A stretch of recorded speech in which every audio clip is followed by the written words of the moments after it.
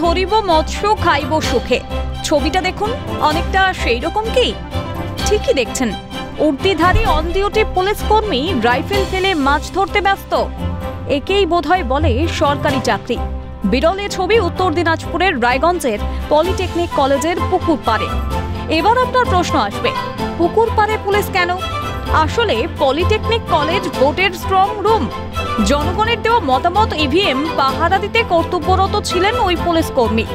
কিন্তু কাহাতকার কাজে মন লাগে, অগত্যা মন মজেছে মাছ ধরায়। আমরা যে রাজ্য সরকারের পুলিশের বিরুদ্ধে বারবার অভিযোগ তুলছি, যে পুলিশ তার যে দায়িত্ব পালন সঠিকভাবে করছে না, তার একটা জ্বলন্ত উদাহরণ আমরা রায়গঞ্জে দেখতে পাচ্ছি। যে পুলিশ তার রাইফেল রেখে মাছ ধরতে যাচ্ছে। যে বাংলার মানুষ কেন বাংলার পুলিশকে দিয়ে ভোট করতে চায় না, তার নমুনা দেখলাম।